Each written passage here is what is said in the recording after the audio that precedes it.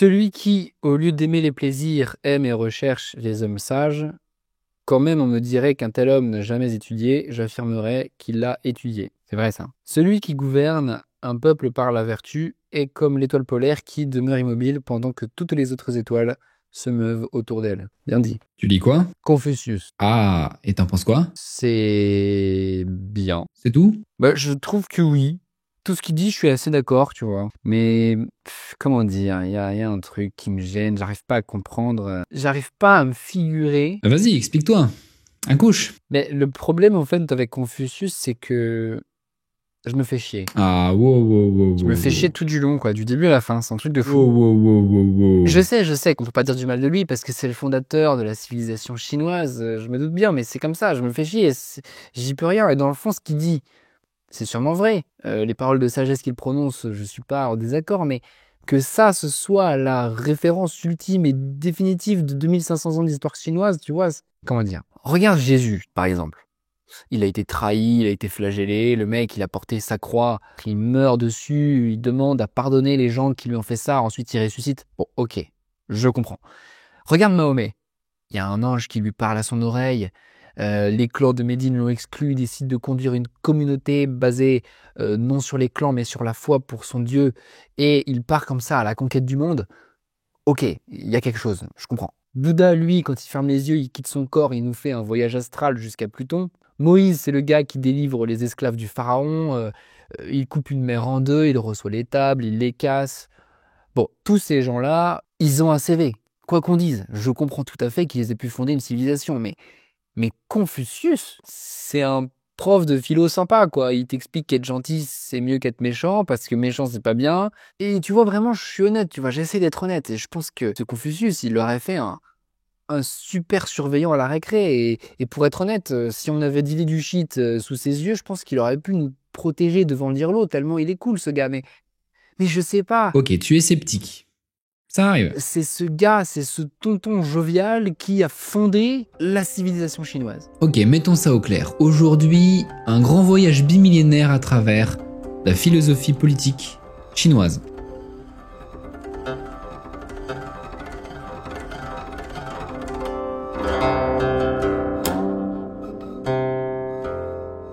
Il faut que tu te mettes un truc dans le crâne. Le confucianisme n'est pas une religion, d'accord? C'est une idéologie d'État, c'est très différent. Il n'y a aucune transcendance chez lui, aucune divinité, aucune prophétie. Confucius, c'est un homme comme toi et moi. Ouais, mais il aurait pu au moins être un homme qui a fait des exploits dans sa vie, tu vois. Je lui demande pas de couper une mer en deux, comme Moïse. Mais bon. Oui, non, mais le seul exploit qu'il ait fait dans sa vie, c'est le Guinness record des sourcils tellement longs qui pourrait lui servir d'antenne. C'est tout. Son histoire n'a pas à être racontée. Il n'en a pas vraiment. Il a vécu entre 551 et 479 avant Jésus-Christ. Il a vécu à Chufu, dans une province chinoise qui s'appelle le Shandong. Il a brigué une carrière politique qu'il n'a jamais obtenue. C'est un brave maître d'école. Il fait partie des sages de l'Antiquité. Tu peux le rapprocher d'un Socrate ou du stoïcisme romain. Comme sage, Confucius nous explique quelles sont les vertus que l'on doit développer. Dans le classique des documents, il est écrit qu'il y a 5 choses à observer. Notre attitude corporelle doit être grave et respectueuse, notre parole honnête et fidèle, notre vue claire et distincte, notre ouïe fine et notre pensée pénétrante. C'est ça la sagesse qu'enseigne Confucius dans son école. Et c'est une vraie sagesse. Qu'on retrouverait pourtant ailleurs dans le monde. Oui, on n'est pas sur un événement de l'histoire de la pensée. Mais écoute quand même, ce sont des qualités plus faciles à proclamer qu'à observer, surtout quand on a une exigence avancée dans ces domaines. Et Confucius, il le sait bien. Et il nous le dit avec sa malice. Il parle de cette attitude imperturbable, vertueuse et tranquille, ce qu'il appelle l'invariable milieu.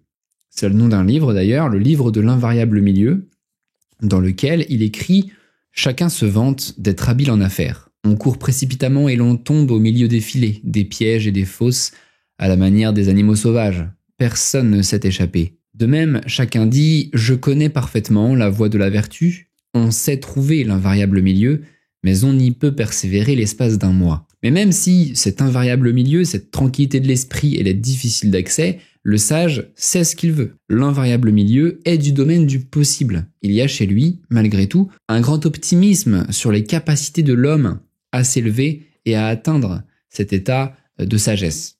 Le sage est comme un voyageur qui, pour aller loin, part du lieu le plus rapproché de lui, comme un homme qui, voulant gravir une haute montagne, commence par le bas. Donc ça, c'est le Confucius qui s'offre à nous quand on essaye de lire les textes. C'est le Confucius moraliste. Le problème évidemment, c'est que pour entrer dans l'histoire de la philosophie, il ne suffit pas de décrire des concepts, il faut savoir encore comment les articuler.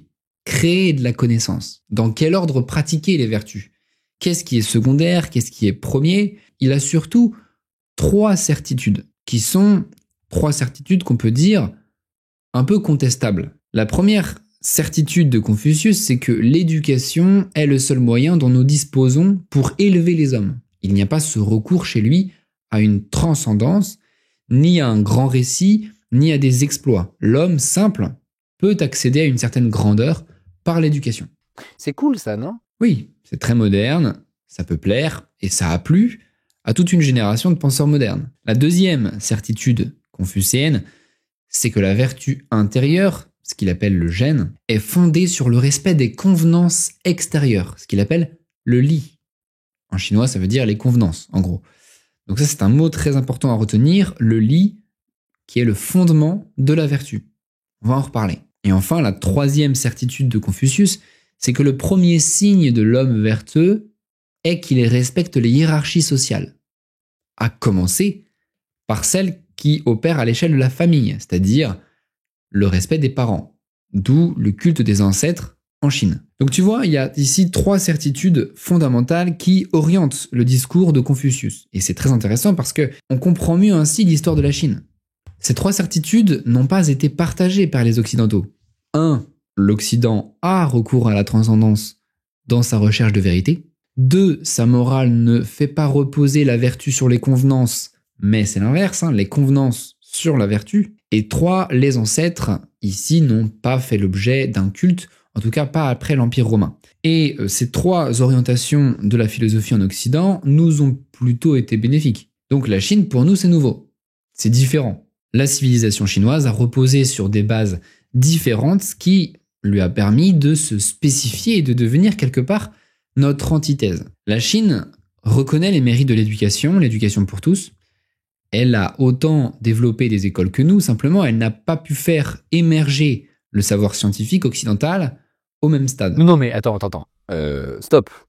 Le papier, c'est eux. La boussole, c'est eux. La poudre à canon, c'est eux. Bon, qui a inventé tout ça? C'est Bren. Oui, la Chine est habitée par un génie d'invention, je suis d'accord avec toi, mais honnêtement, je doute que ce génie vienne du confucianisme. C'est-à-dire qu'il ne vient pas, à mon avis, du système éducatif, ni même du câblage mental fabriqué par les confucianistes. Et qu'est-ce que t'en sais? Parce que le confucianisme, il a tendance à reboucler sur lui-même. Il reboucle sur lui-même. Tu peux t'exprimer plus clairement, genre en français? Oui, écoute bien. Confucius nous a dit d'étudier, il nous a dit que l'éducation est la meilleure des voies d'élévation. Bon, ça c'est très bien, c'est plutôt bien parti pour une civilisation prestigieuse, on est tous d'accord là-dessus, mais pour ses successeurs, cette éducation c'est celle qu'a eu Confucius, et les écrits à étudier, ce sont les compilations attribuées à Confucius. Ouais. Donc c'est un peu le serpent qui se mord la queue, c'est comme si j'étudiais la vie et les écrits de mes parents parce que mes parents m'ont ordonné de faire des études. Tu vois que c'est quand même une vision un peu restreinte, un peu particulière. Bon, de plus, il faut bien comprendre que le mot confucianisme n'est pas chinois. C'est nous qui appelons cette école comme ça, mais en chinois, on parle du Zhujia, ce qu'on peut traduire par l'école des lettrés. J'espère que ma prononciation n'est pas trop approximative. À l'avenir, je vais donc parler aussi bien de l'école des lettrés que du confucianisme parce que voilà, ces 2 expressions désignent la même chose. Mais alors, ils vont étudier quoi? La vie de Confucius? Eh bien, les disciples de l'école des lettrés vont étudier 5 livres qui sont attribués à Confucius, ou plus précisément, dont la compilation est attribuée à Confucius. Ce sont les 5 livres classiques. Notre vidéo va être coupée en 5 parties qui correspondent d'ailleurs à chacun de ces 5 classiques. D'abord, le classique des documents, ensuite le classique des rites, le classique des odes, le classique des mutations, et les annales du pays de loup. Donc voilà, ça c'est notre fil rouge, voilà les 5 graines qui, en germant, ont donné la civilisation politique de la Chine.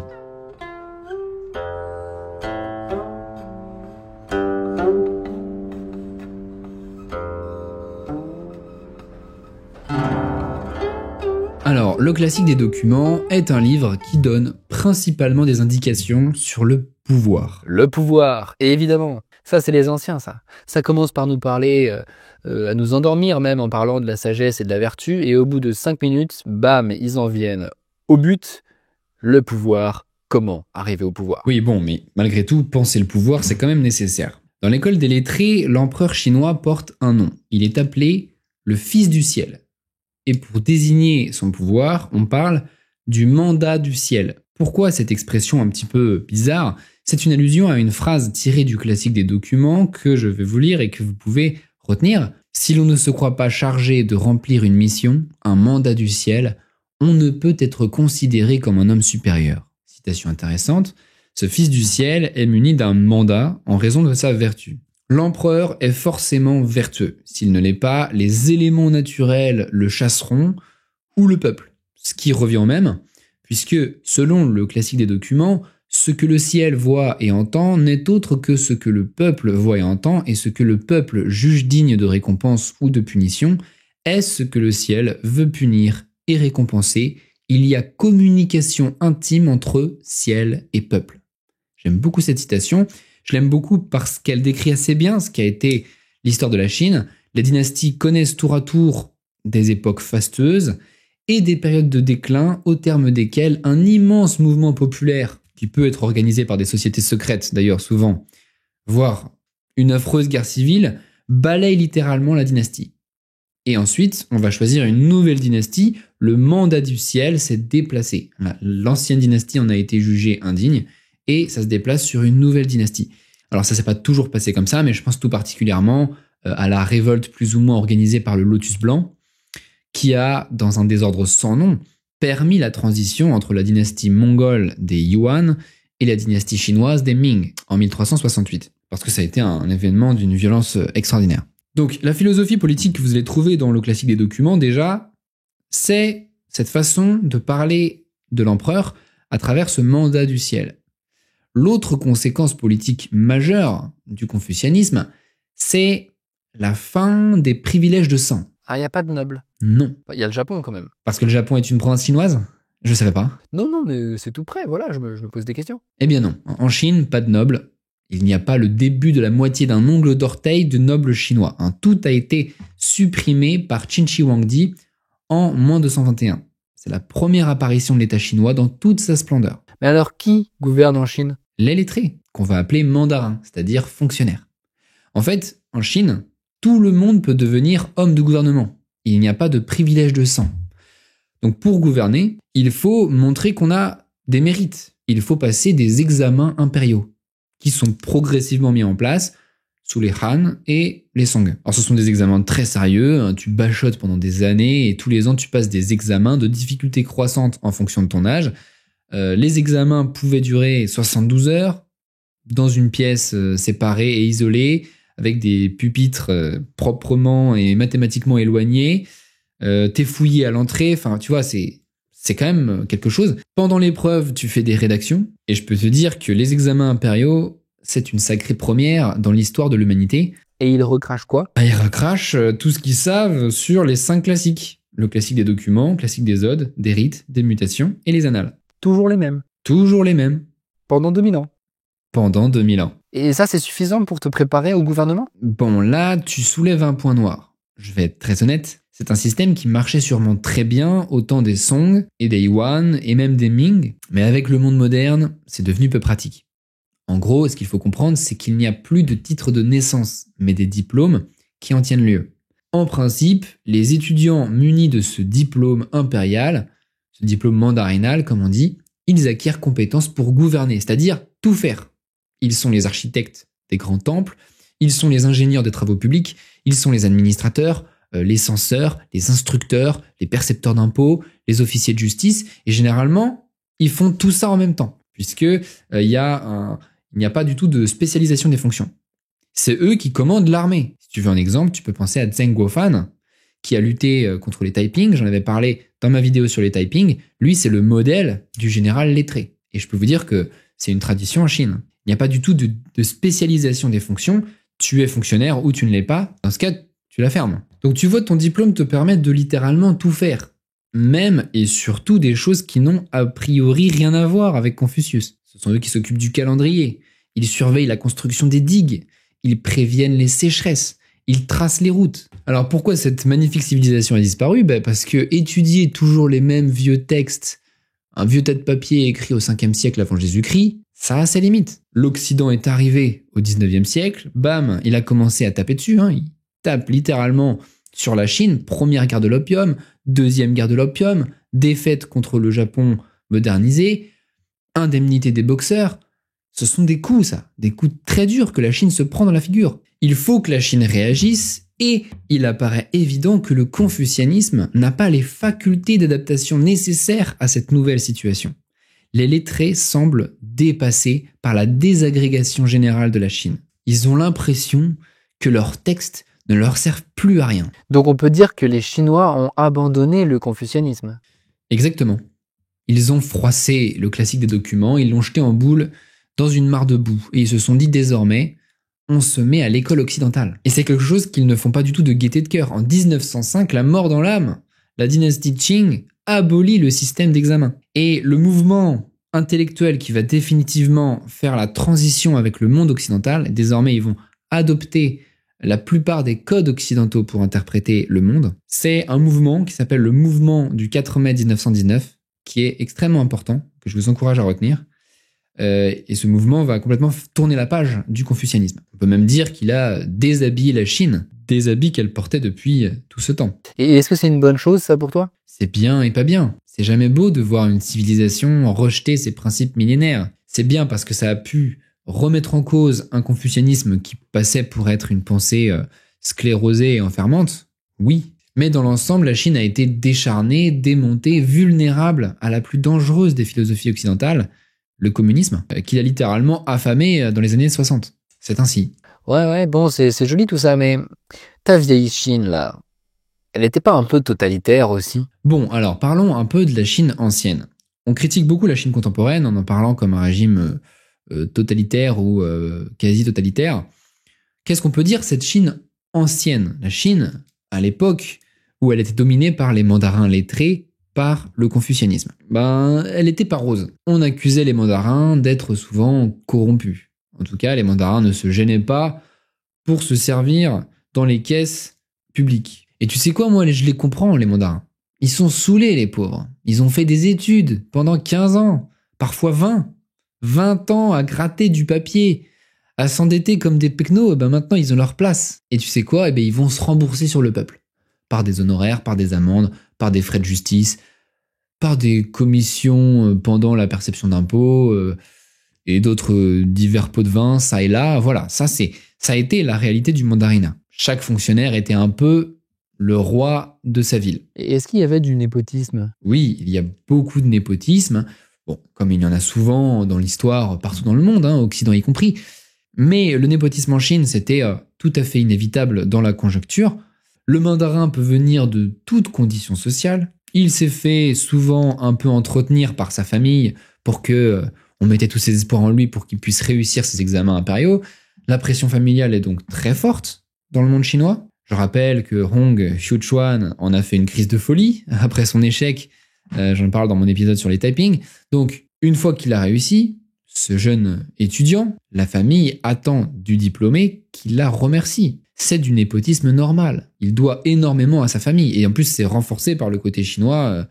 Il faut toujours avoir le plus grand respect pour sa famille, qui est évidemment l'unité de base de la société, comme le pensait Confucius. Totalitaire la Chine antique, elle ne l'est pas encore. Mais elle en prend un petit peu la route, parce que l'État n'a rien pour lui faire concurrence. Il n'y a pas de noblesse, elle a été éliminée par Qin Shi Huangdi. Il n'y a pas de vraie bourgeoisie parce que les Chinois n'accumulent jamais le capital. Quand ils sont riches, en fait, ils se contentent d'acheter des terres ou des harems ou de diviser leur richesse entre leurs 12 enfants. Donc il y a très peu d'accumulation de capital en fait dans la Chine antique, d'où l'absence de révolution industrielle avant l'arrivée de l'Occident. Tous les autres corps sociaux possibles, comme les corporations, sont généralement investis par l'État qui en fait des monopoles. Je pense par exemple à la guilde des marchands du sel. L'État a complètement transformé la guilde des marchands du sel pour en faire sa source de revenus numéro 1. Bref, l'État en Chine, et ce depuis des siècles, est pratiquement seul à décider du destin des individus. Mais c'est pas encore un régime totalitaire puisqu'il intervient pas ou peu sur la vie agraire dans les campagnes. Il intervient, mais beaucoup moins. Vraiment, ce sont les villes qui sont les fiefs des mandarins. Et évidemment, on peut échapper à cette situation un peu oppressante si on va dans les campagnes. Finalement, ta religion, là, C'est pas une religion, mais une idéologie d'État. ton idéologie d'État, d'accord, elle n'est crue que par les fonctionnaires. Que pense le peuple de toute cette sagesse de Confucius? Le peuple n'est pas confucianiste. Le peuple n'appartient pas à l'école des lettrés. Puisque de toute façon, les paysans, ils n'ont jamais ouvert un classique. Parce que s'ils l'avaient fait, ils ne sauraient pas le lire. Oui, c'est des analphabètes. Pas forcément. Au 19e siècle, il y a plein de gens qui savent lire, ou du moins qui savent lire certains caractères. Mais la langue qu'il y a dans les classiques, c'est une langue incompréhensible. C'est ce qu'on appelle le chinois archaïque. Ce sont des textes qui datent d'avant Jésus-Christ, si tu veux. Donc, personne ne connaît rien au confucianisme dans le peuple. Le paysan, non, il connaît rien au confucianisme. Mais si le confucianisme avait été une religion, il aurait sûrement pénétré le cœur des paysans. Mais là n'est pas du tout le désir des mandarins. Tu sais, pour eux, le paysan, moins il en sait, mieux il se porte.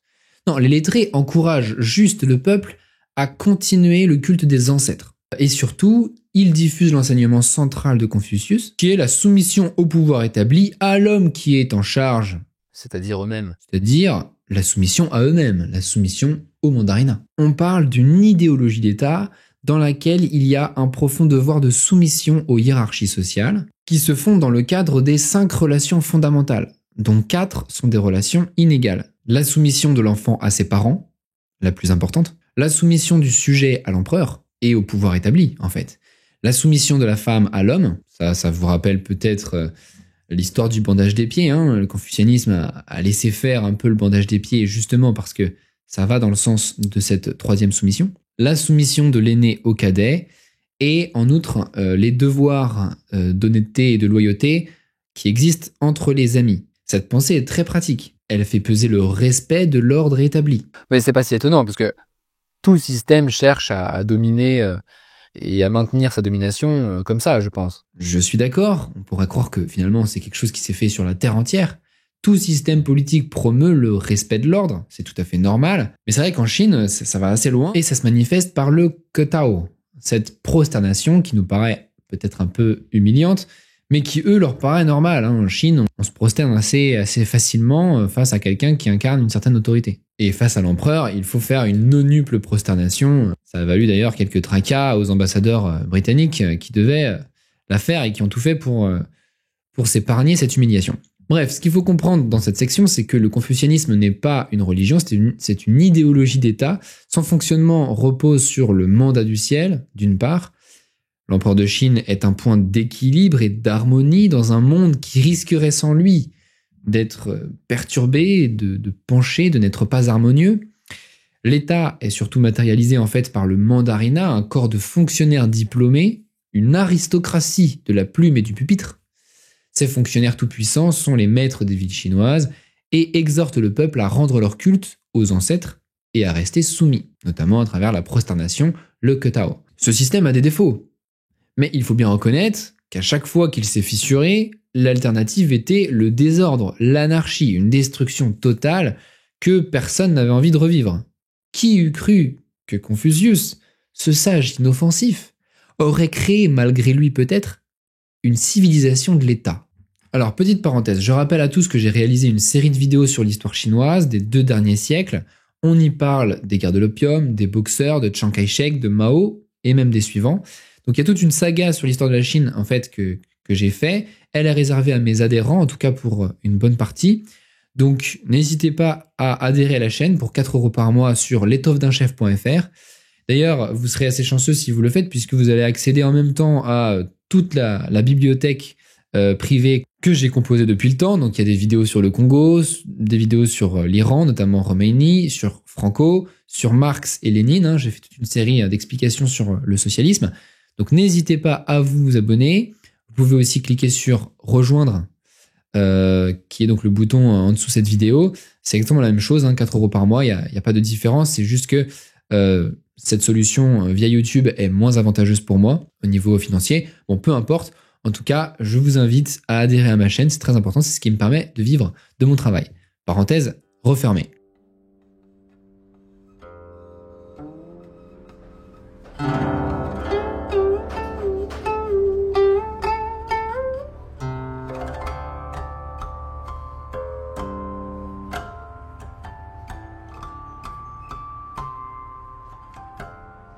Le deuxième classique, c'est le classique des rites. Ah, donc il y a des rites. Il y a des rites. Et monsieur me disait pas que c'était pas une religion? Bon, ce n'est pas une religion au sens où nous l'entendons. Pour nous, une religion s'adresse à notre être intime, notre être spirituel.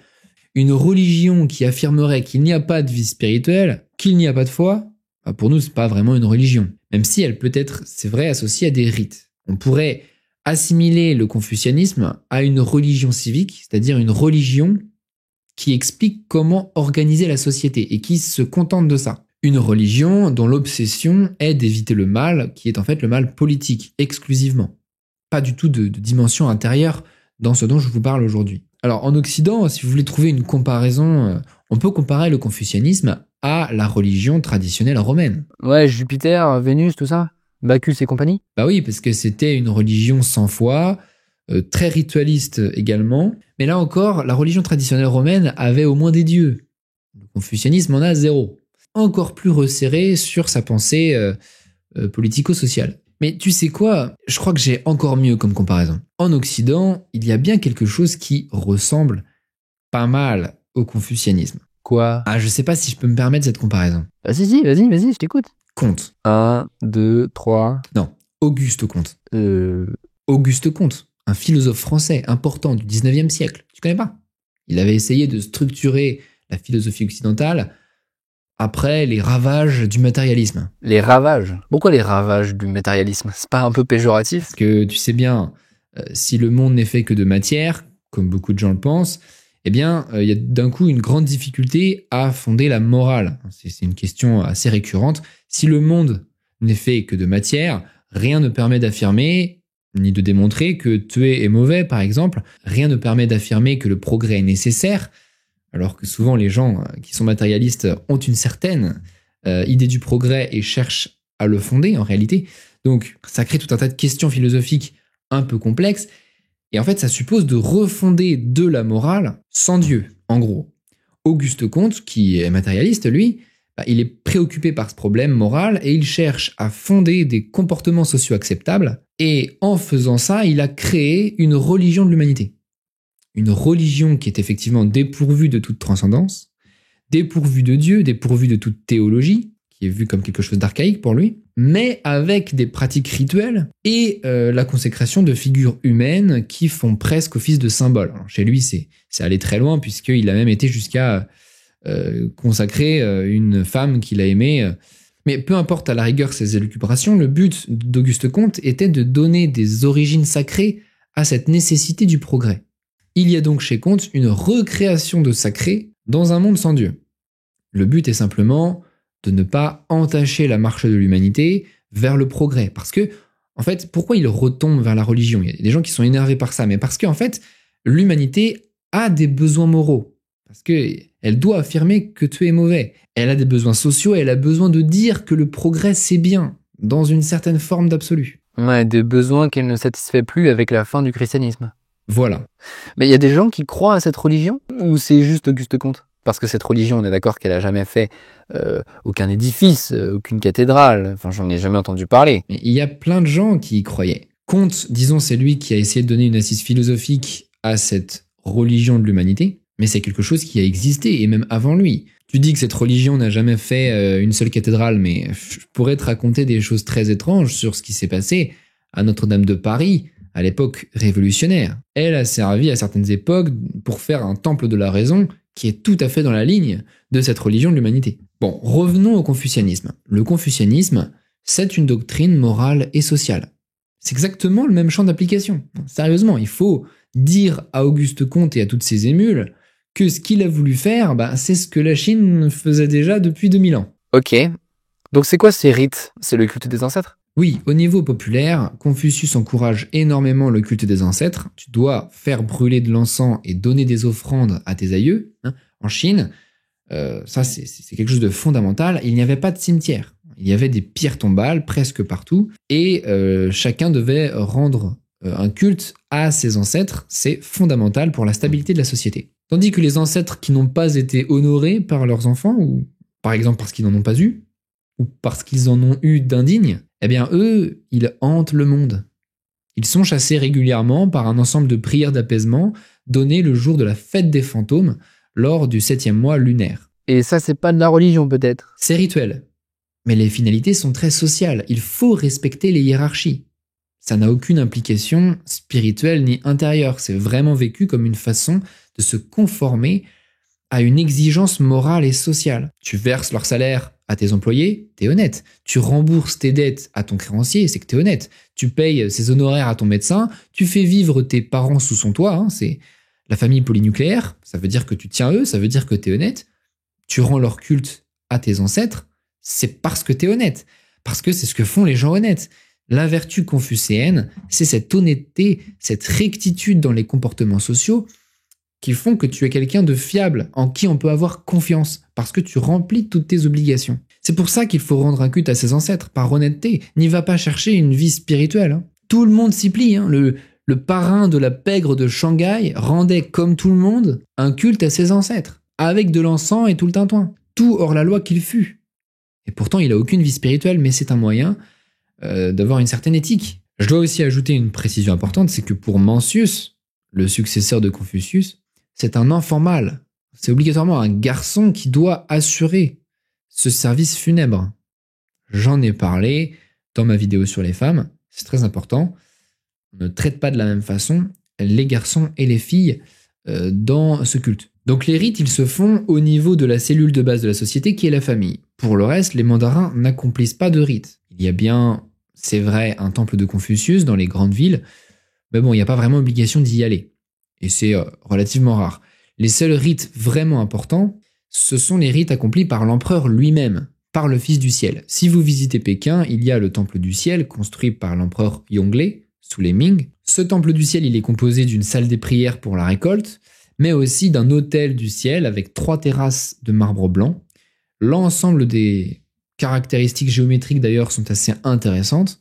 Et dans cet espace, l'empereur jeûnait puis officiait des cérémonies codifiées avec des chants, des danses et des offrandes d'animaux. Ainsi, pratiquement l'aspect le plus cultuel du système est assumé par une seule personne en Chine, le Fils du Ciel.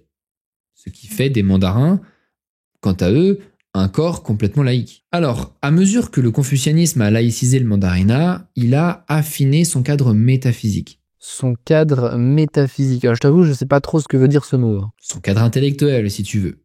La métaphysique, c'est une discipline scientifique. Les métaphysiciens cherchent à comprendre la nature des choses. En particulier, nous, on a la métaphysique occidentale, aristotélicienne, qui est issue de Thomas d'Aquin, en fait, et qui distingue la plupart du temps 2 substances, la matière et l'esprit, dont elle cherche à comprendre les relations.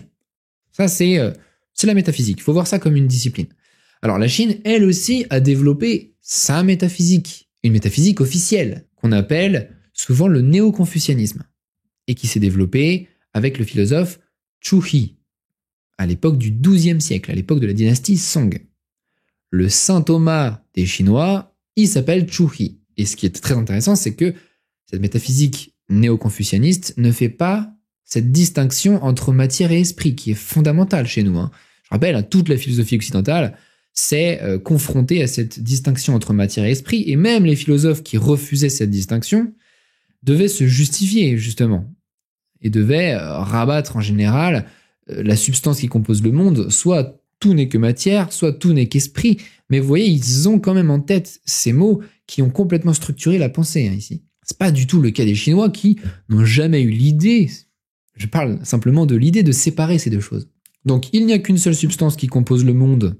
Ça viendrait même pas à l'idée qu'il puisse y en avoir plus d'une.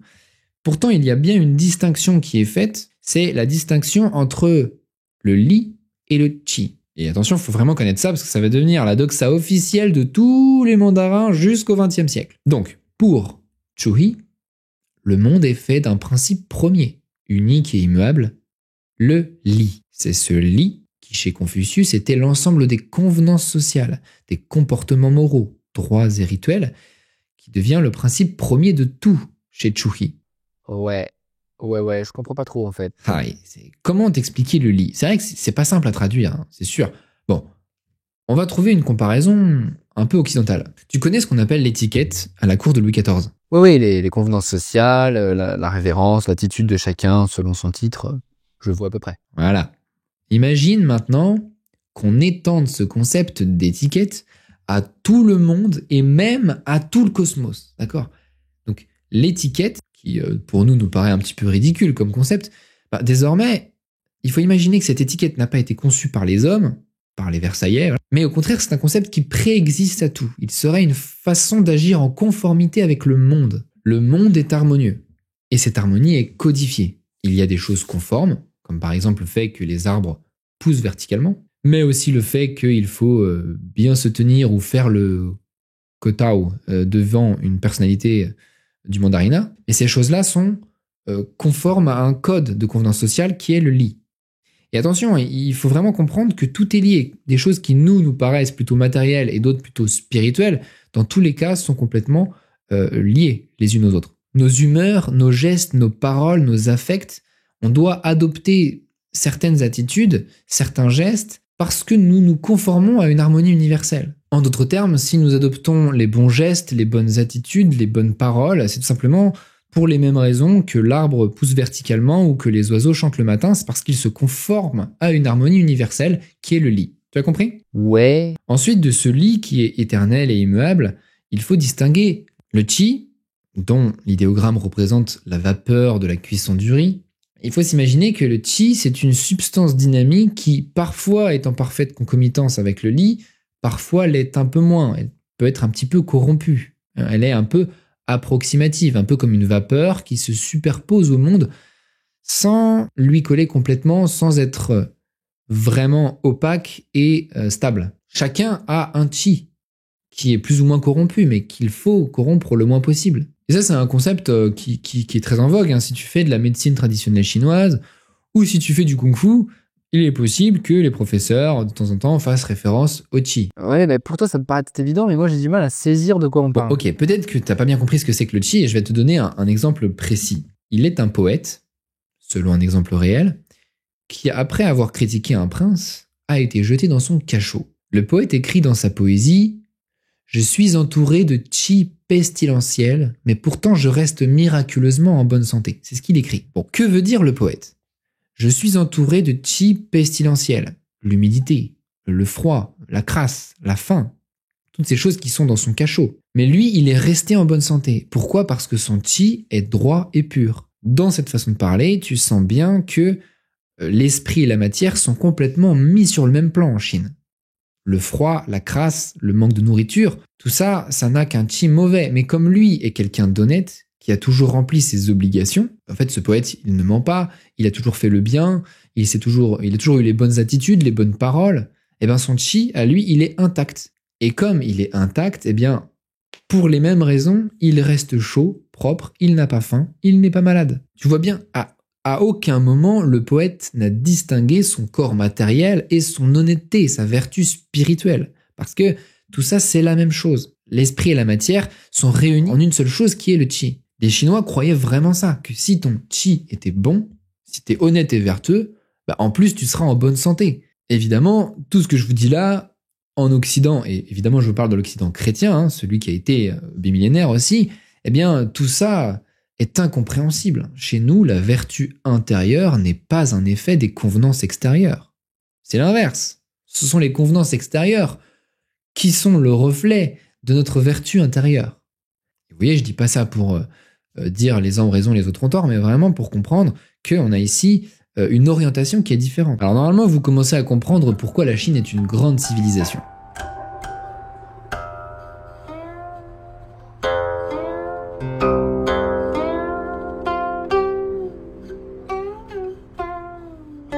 1, elle a un état puissant et beaucoup plus vieux que le nôtre. 2, elle a une métaphysique, donc ça veut dire que sa pensée ne tourne pas à vide. Mais il y a aussi une troisième raison pour laquelle la Chine est décidément une grande civilisation. Elle a une écriture. Et pas n'importe quelle écriture, l'écriture chinoise. Et c'est vraiment avec ce classique des odes qu'on va pouvoir révéler un peu ici ses potentialités extraordinaires. C'est incroyable à quel point la Chine a toujours fait des choix différents des nôtres. Nous écrivons de gauche à droite, la Chine écrit de haut en bas. Nos caractères sont phonétiques, les siens sont idéographiques. Nos mots sont plurisyllabiques, les siens sont monosyllabiques. Et vous allez voir, ça s'arrête pas là. Examinons un peu la force de cette écriture.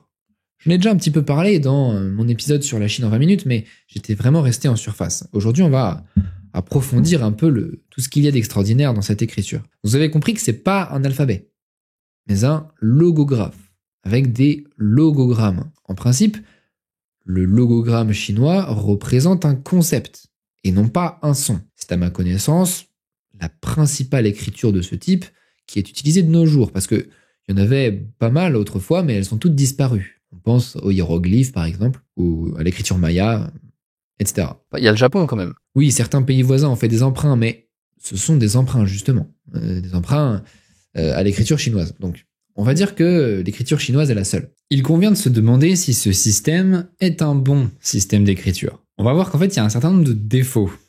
Et on va essayer de les décrire un par un. D'abord, les sinogrammes ne sont pas des idéogrammes purs. Nous, on est dans un système phonétique, j'ai envie de dire pur ou quasi pur, pratiquement l'ensemble de notre écriture traduit en fait du phonétique. Et donc on aurait aimé dire, par comparaison, que la Chine c'est un système idéographique pur, mais ce n'est pas le cas. En fait, certains sinogrammes comportent des indications phonétiques. Par exemple, une partie du symbole va représenter le caractère cheval et le reste autre chose pour exprimer le fait que ce sinogramme doit se prononcer comme le son cheval sans avoir pour autant le même sens. Ah oui, oui, ça fait du phonétisme indirect. Il triche un peu, quoi. Oui, il y a un peu de la triche. Le logographe chinois n'est donc pas à 100% idéographique. C'est gênant parce que du coup, on ramène le symbole cheval alors que ça n'a pas de rapport. C'est un premier défaut. Deuxième défaut, la langue chinoise est monosyllabique. Comme toutes les langues du même groupe d'ailleurs, le tibétain, le birman, qui sont toutes monosyllabiques. Mais ça, c'est pas un défaut. C'est pas vraiment un défaut, mais la conséquence, c'est que des syllabes, il n'y en a pas une infinité. Il y en a combien? 400 à peu près. Donc il fonctionne avec 400 mots? C'est le risque. C'est le risque qu'il fonctionne avec 400 mots. Alors, c'est pas le cas parce que la langue est tonale. Il y a 4 tons. Le mot vang, par exemple, peut se prononcer de 4 manières différentes selon l'intonation que tu vas adopter. Donc, tu peux multiplier par 4. Ok, disons 1200 syllabes.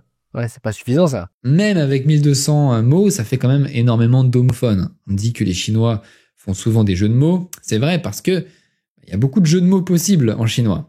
Enfin, une troisième et dernière critique qu'on peut faire sur ce système d'écriture, avant de passer, disons, à ce qui est plus intéressant, c'est un langage qui a de grandes difficultés à l'abstraction.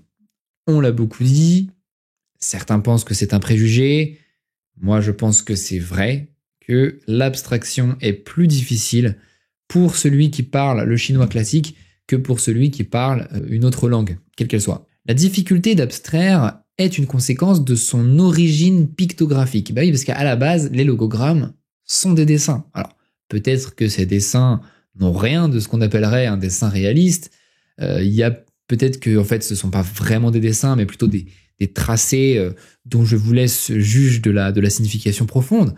Il y a clairement une part d'inspiration énigmatique et séculaire dans le choix de ces symboles. Les sinogrammes, leur forme, tout ça, ça reste un mystère. D'autant que ces dessins nous échappent complètement. Si certains d'entre eux ressemblent à des dessins, c'est vrai, mais à peine 1% d'entre eux. Pour les autres, on ne sait pas pourquoi ils ont la forme qu'on voit. Mais dessin ou pas, ils se rattachent fortement au concret. Par exemple, je l'ai dit, le qi, ce concept métaphysique chinois dont j'ai parlé, il est associé étymologiquement, de par l'apparence du caractère, à la vapeur de la cuisson du riz.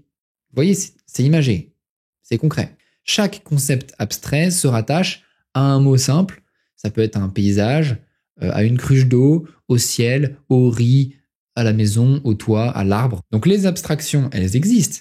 Mais l'abstrait ne s'affranchit jamais vraiment du point concret autour duquel il est attaché comme à un piquet. Et oui, une fois que le lettré a dessiné le concept, en fait, une fois qu'il a tracé le caractère et qu'il l'a sous les yeux, son étymologie lui saute immédiatement aux yeux. Il voit ce qu'il écrit comme on voit un paysage.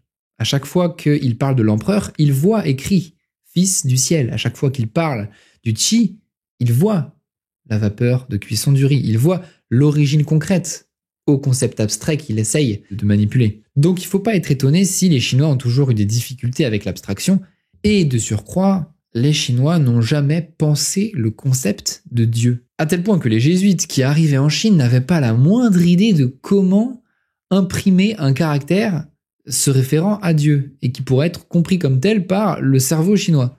Et la raison, c'est que Dieu est précisément l'objet le plus abstrait que l'esprit humain puisse créer. Il est cause première.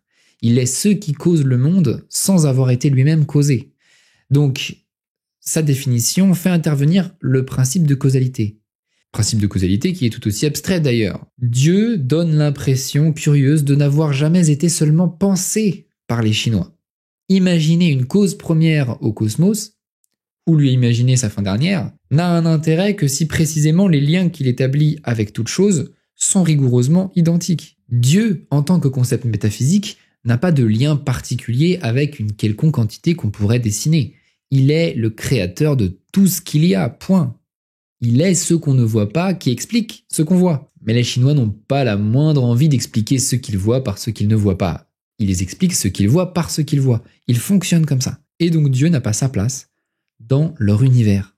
C'est comme ça. Et c'est pas un système que je critique en soi. Mais malgré tout, cette difficulté à l'abstraction, elle est un peu handicapante pour tout ce qui va être progrès scientifique, parce que les progrès scientifiques sont quand même de grands consommateurs d'abstraction. La contrepartie de ça, c'est que l'esprit chinois, en retour, a développé des tournures d'esprit qui lui sont propres. Bon, maintenant en disant ça, je triche un peu parce que cette langue, le chinois classique, n'est plus parlée aujourd'hui. Au XXe siècle, le régime de Chiang Kai-shek, puis celui de Mao Zedong, finissent par supprimer cette langue compliquée, que les paysans ne comprenaient pas. Le chinois classique a été donc remplacé par une langue plus facile à manipuler, plus moderne, le fameux mandarin standard, qui est en gros le pékinois, pour simplifier. Ce chinois classique se prêtait aussi fortement aux autodéfinitions. Le sinologue Granet dirait aux réduplications. Par exemple, les Chinois disent souvent « il faut que le seigneur se conduise en seigneur, que le vassal se conduise en vassal, le père de famille en père de famille ». Ouais, c'est des phrases où on n'apprend rien. Ils se répètent un peu, les mandarins. Oui, mais quand on y réfléchit, c'est pas si absurde que ça. Parce que la définition, elle est dans le dessin, quelque part. Et ce que je dis là, c'est tout à fait en conformité avec l'esprit du confucianisme. Ça me fait penser à une phrase de Confucius que je trouve assez intéressante. Un jour, on a demandé à Confucius ce qu'il ferait s'il était ministre. Et il fait cette réponse un petit peu étrange. « Si j'étais ministre, je changerais les noms des choses. » Parce que les noms ne sont pas innocents, ils ne sont pas de simples signifiants. Nous ne les avons pas créés. La façon dont on compose les phrases également est très très différente de nous. Un mot, dans une phrase, jouera le rôle du sujet, mais dans telle autre phrase, ce mot sera un verbe. Et oui, parce que un mot chinois peut désigner par exemple à la fois l'acte de conduire ou le voiturier qui conduit, l'action de diriger, mais en même temps la fermeté de la direction, ou encore la main qui dirige. Ah ouais, et les odes, du classique des odes, c'est que ça. Les odes du classique des odes, cette partie est consacrée normalement au classique des odes, c'est-à-dire le troisième classique compilé par Confucius, eh bien, ce sont des suites de vers qui sont extrêmement difficiles à comprendre, notamment pour cette raison. On ne sait pas toujours exactement comment il faut lire la phrase.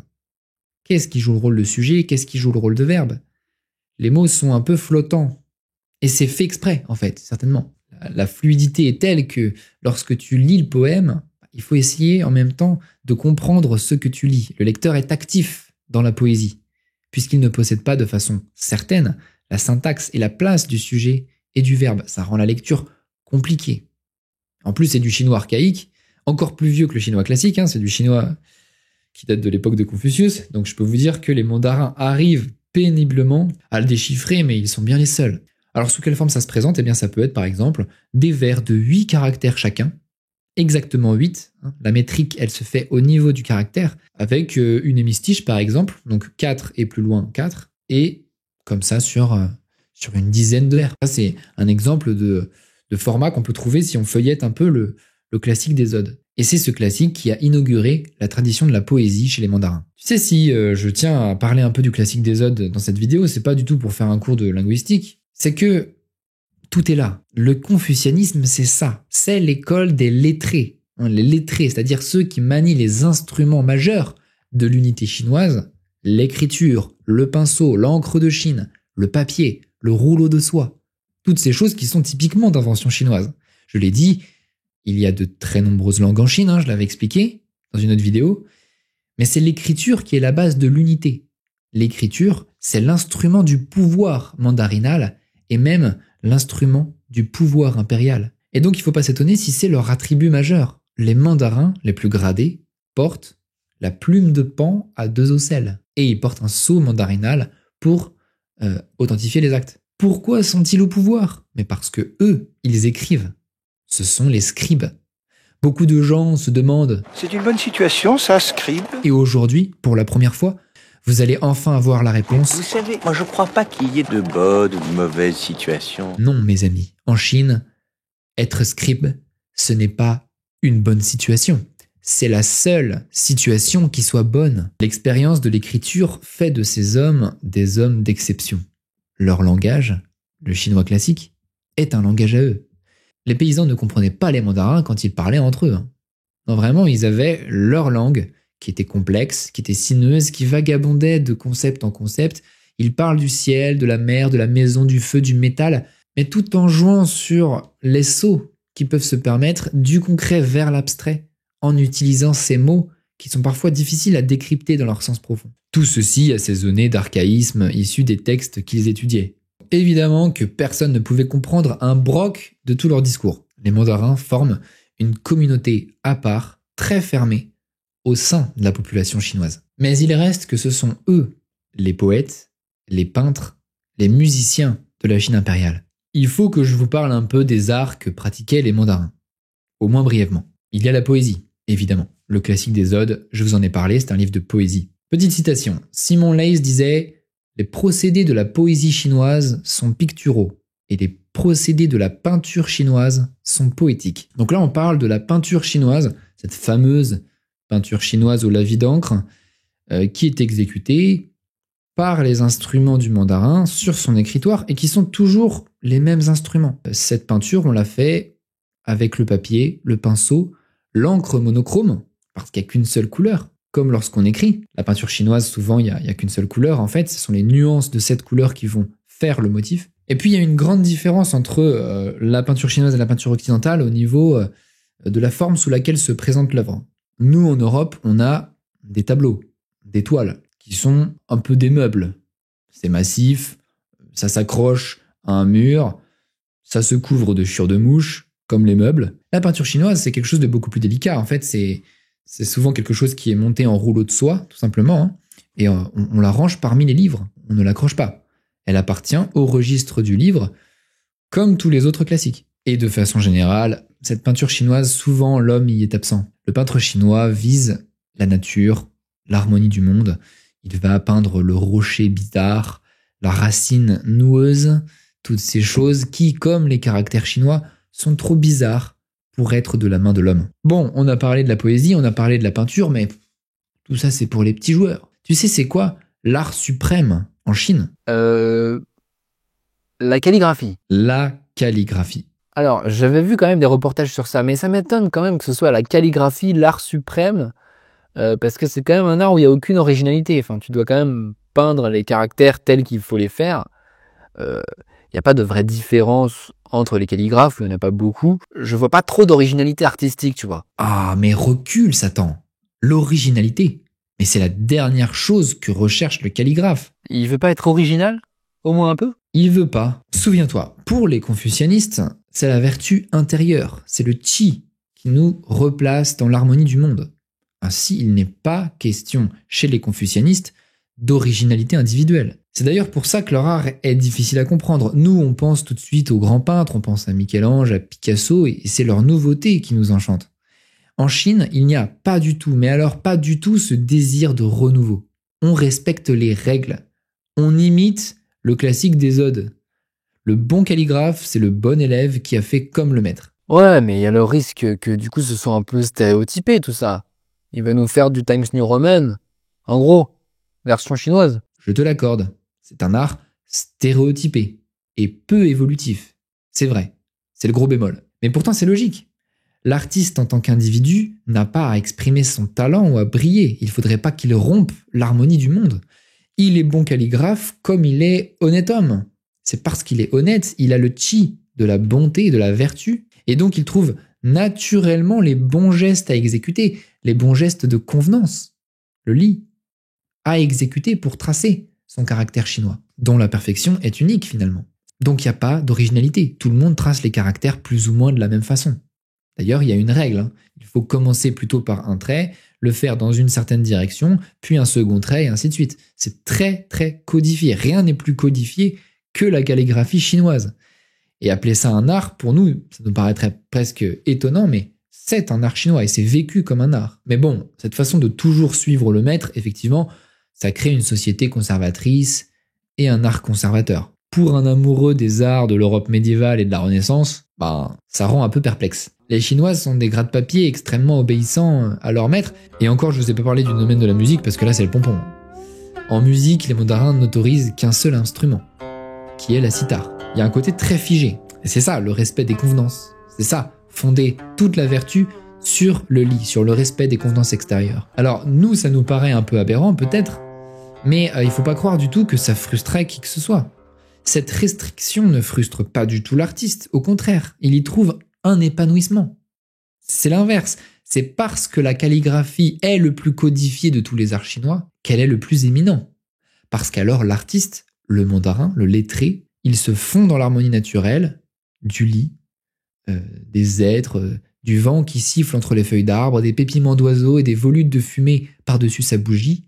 Il s'efface et il laisse agir son chi. Voilà. Il va exécuter les caractères de la manière la plus naturelle, en commençant par les bons traits, dans le bon sens.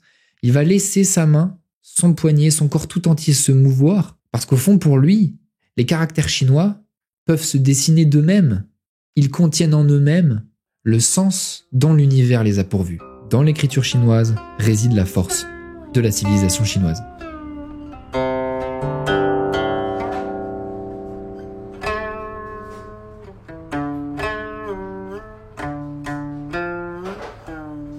Quatrième classique, le classique des mutations. Voici ce que dit Confucius dans L'invariable milieu. Un homme vraiment parfait peut connaître par lui-même l'avenir.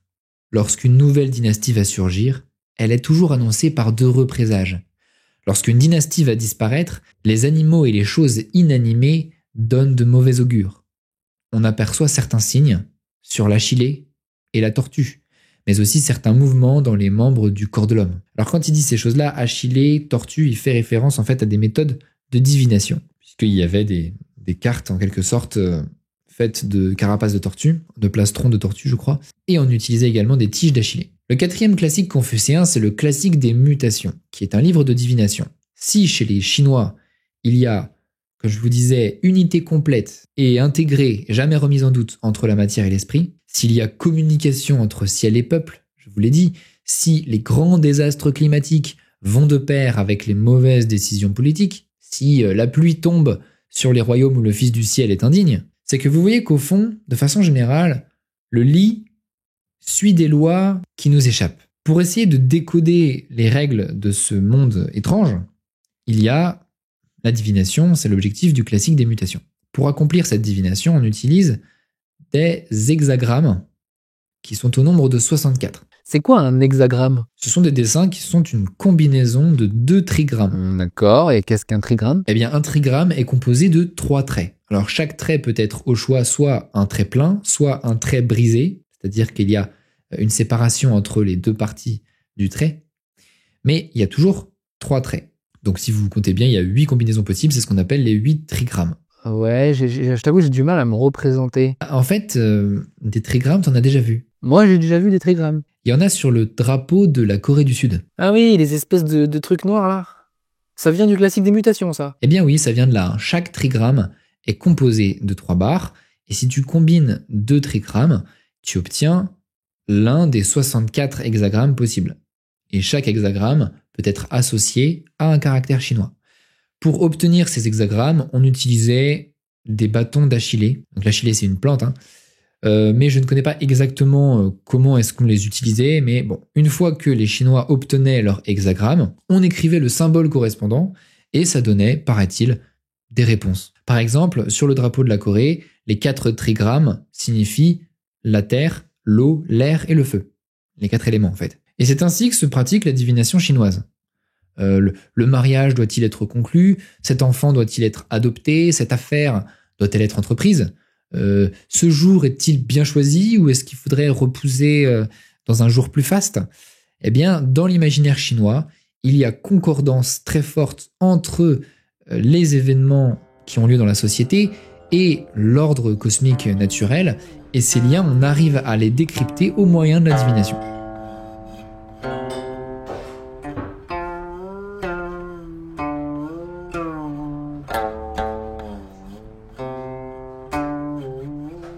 Je serai très rapide sur le 5e et dernier classique confucéen. C'est un livre d'histoire, les Annales du pays de Lou. Confucius semble présenter l'ancienne royauté des Zhou comme une royauté idéalisée. En fait, toute la vieille histoire chinoise mythique est pleine de personnages divins, des personnages parfaits. Ça peut être, si vous connaissez un peu la succession des dynasties chinoises, ça commence avec les 3 Augustes, les 5 empereurs et la dynastie Xia. Et à chaque fois, ce sont des gouvernements mythiques qui auraient, semble-t-il, existé au 3e millénaire avant notre ère, allez croire.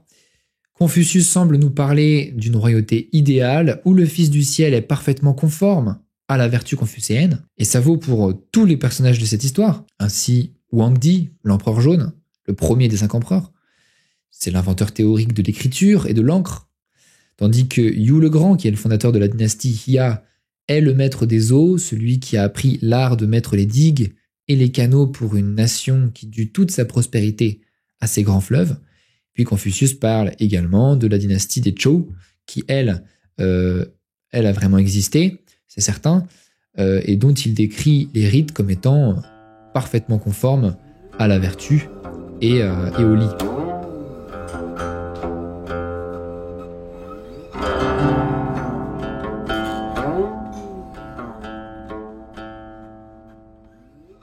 Les lettrés de l'école de Confucius n'ont pas créé l'État chinois, tout comme ils n'ont pas non plus détruit la féodalité qui le précédait. En fait, ce rôle revient aux légistes qui entouraient le roi Qin Shi Huangdi au IIIe siècle avant Jésus-Christ. Sous les Han, les lettrés reprirent les ornements pâlis du légisme et endossèrent à leur tour la direction des affaires publiques. Mais de nouveau, ils la perdirent avec l'explosion de la Chine en royaume concurrent.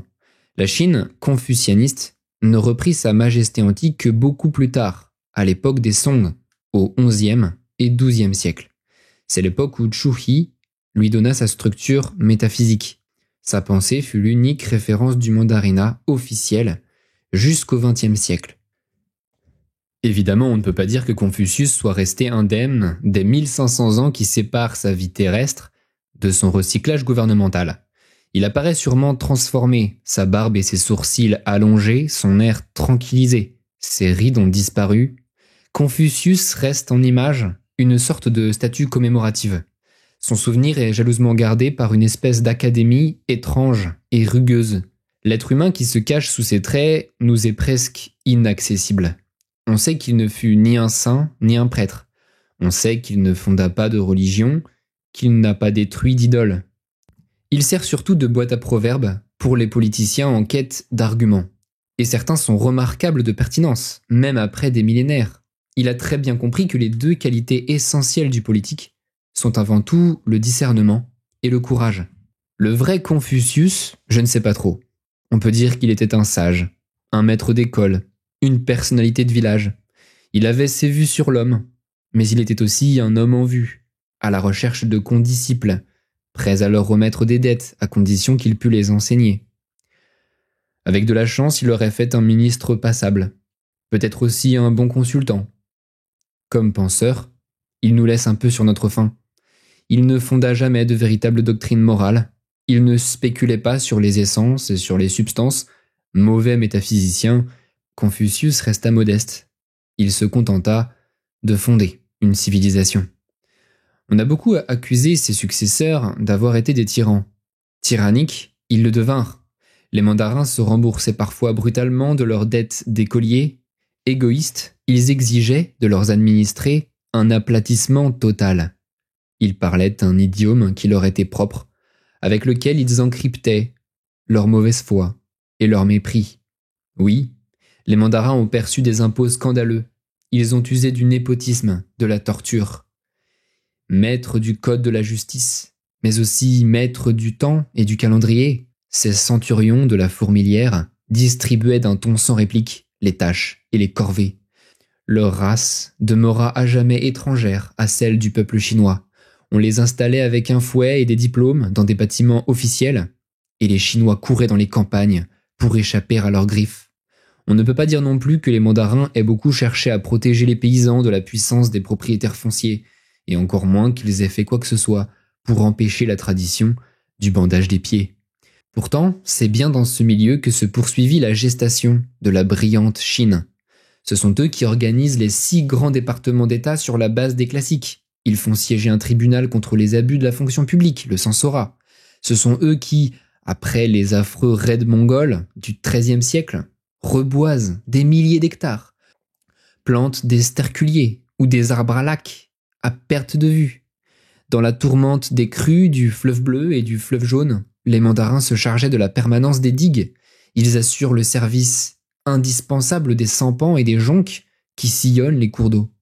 Le long des voies navigables et des canaux creusés, ils bâtissent des greniers parfois immenses.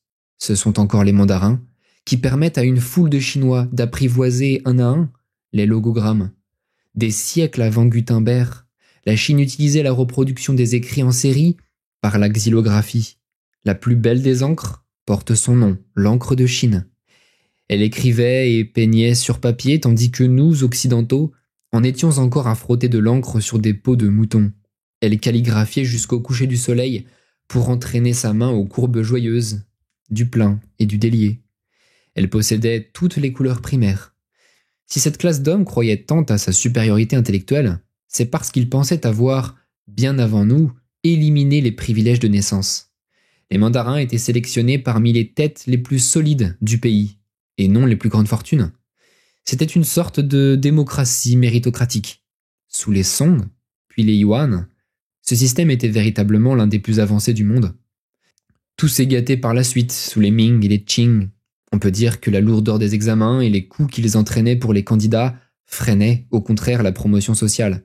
Mais le pire n'était pas là. Le pire était dans l'intellect.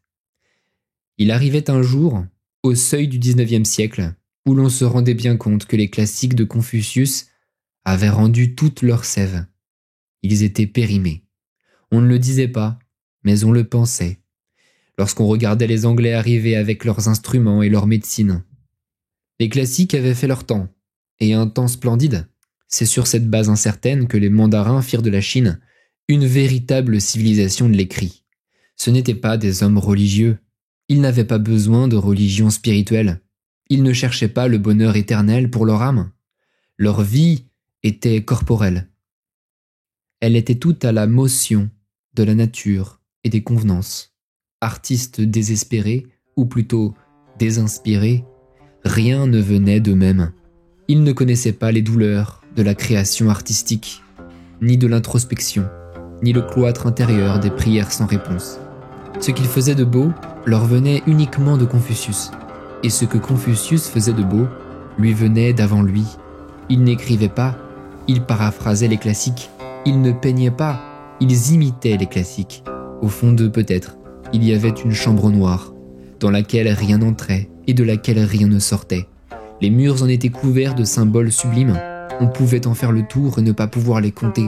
Sur ces murs-là, le monde entier se réfléchissait. Chaque animal, chaque bruit y trouvait son signe. Chaque rumeur, chaque fortune y avait son hexagramme. Pendant que l'intérieur, lui, demeurait inaccessible, sans lumière, sans porte, sans serrure, sans bruit, toujours scellé, toujours inviolé, échappant à jamais à notre regard indiscret.